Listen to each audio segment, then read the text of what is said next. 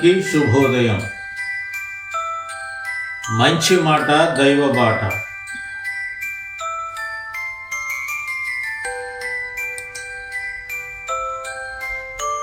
నేటి మనిషి నివసించే ఇంటిని మారుస్తాడు, నడుపుతున్న వాహనాన్ని మారుస్తాడు,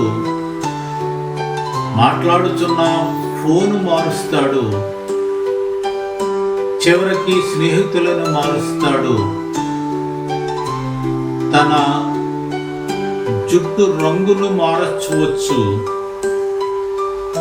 తన యొక్క వేషభాషలను మార్చవచ్చు, తను చేసే పనిని మార్చవచ్చు. అయినా దుఃఖములోనే ఉంటాడు. ఎందుకంటే తనను తాను మార్చుకోడు గనుక. ప్రియ స్నేహితులారా, ఒకసారి ఆలోచన చేయండి. ఎన్ని మారినా, ప్రకృతి మారినా, సీజన్స్ మారినా, పండగలు మారినా, కాలాలు మారినా,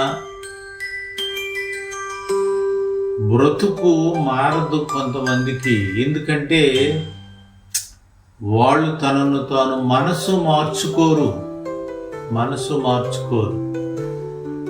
అందుకే చూచి కొంతమంది పెద్దలు ఒక హితవు పలుకుతూ ఉంటారు, ఒక సామెత తెలియజేస్తూ ఉంటారు. ఏంటంటే, ప్రపంచములో నిన్ను ఎవ్వరూ మార్చలేరు, ఎందుకంటే నిన్ను మార్చేది నువ్వు మాత్రమే. దీని అర్థం ఏమిటంటే, మనం మారాలనుకోవాలి, ఆ పరివర్తన మనకు రావాలి, ఆ తలంపు మన హృదయంలోనికి రావాలి. మారటం అవసరమని అవసరతను గ్రహించాలి. అప్పుడే మనిషి మారతాడు. ఆ మారటం యొక్క విలువను గ్రహిస్తాడు. అందుకే మన ప్రభు అయిన యేసయ్య ఒక చక్కటి మాట దైవ గ్రంథంలో రాయించి ఉన్నారు. అదేంటంటే,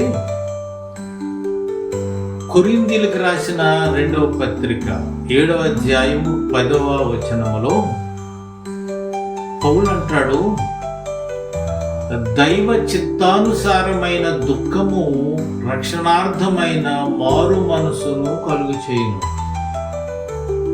ఈ మారు మనసు దుఃఖమును పుట్టించదు, అయితే లోక సంబంధమైన దుఃఖము మరణమును కలుగు చేయును. ఇక్కడ 2 మాటలు భిన్నమైనవి. ఒకటి, దైవ చిత్తానుసారమైన దుఃఖము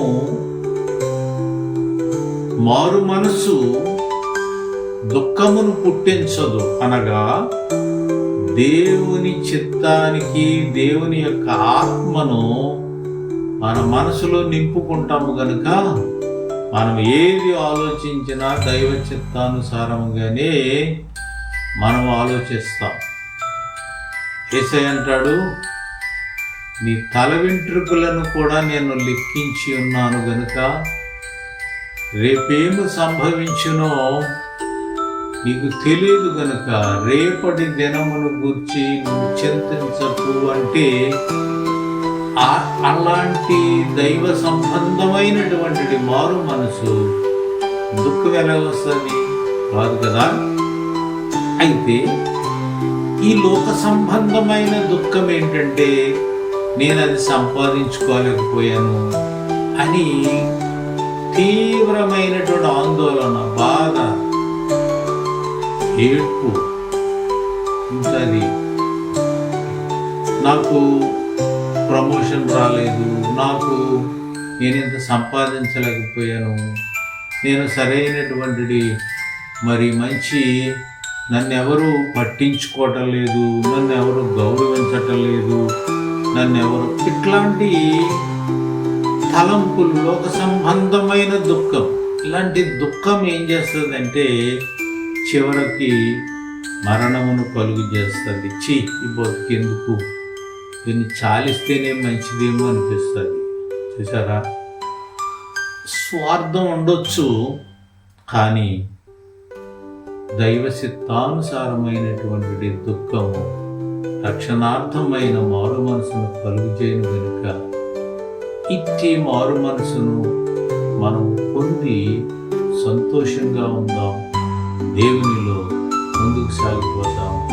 దేవుడు అట్టి చక్కటి మనసును, ప్రభువుకు కలిగిన మనసును మీరును కలిగి ఉండాలని నేను ఈ మాటల ద్వారా మీకు తెలియజేస్తా ఉన్నాను. దేవుడి వాక్యము దీవించును గాక.